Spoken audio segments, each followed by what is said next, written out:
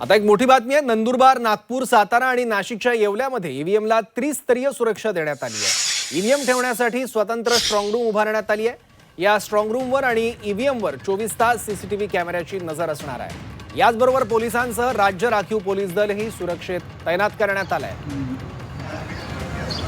येवला, सातारा, त्याचबरोबर नंदुरबार आणि नागपूरमध्ये ईव्हीएमसाठी ही खास सुरक्षा यंत्रणा करण्यात आलेली आहे।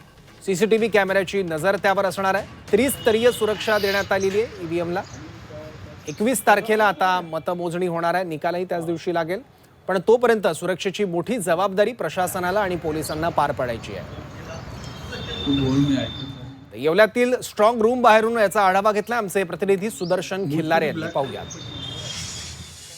येवला नगर परिषद सार्वत्रिक निवडणूक मतदान प्रक्रिया संपन्न झाल्यानंतर रात्री उशिरा 2 ते 3 मतदान केंद्रावरची मतदान प्रक्रिया संपन्न झाली। यानंतर ही ज्या ईव्हीएम मशीन्स होते ते सुरक्षित पोलिसांच्या निगराणीखाली या ठिकाणी ठेवण्यात आलेले आहेत। नगरपालिकेच्या कार्यालयातील स्ट्रॉंग रूम मध्ये हे ठेवण्यात आलेले आहे। या ठिकाणी त्रिस्तरीय सुरक्षा नेमण्यात आलेली आहे। तालुका पोलिसांचा एक पथक आहे, शहर पोलिसांचा एक पथक आहे आणि सीआरपीएफ जवानांचा एक पथक आहे। या ठिकाणी कोणालाही परवानगी आतमध्ये येण्याची नाही, त्यामुळे सुरक्षित ही यंत्रे ठेवण्यात आली। तसेच सीसीटीव्हीची नजर देखील या ठिकाणी आहे। मतमोजणी खरं तर आज होणार होती, मात्र माननीय नागपूर खंडपीठ आयोगाने निकाल दिल्यानंतर ही मतमोजणी दिनांक 21 डिसेंबर पर्यंत पुढे ढकलण्यात आलेली आहे आणि त्यामुळेच पोलिसांवरचा ताण देखील वाढणार आहे। सुदर्शन खिल्लारे, झी मीडिया, येवला, नाशिक।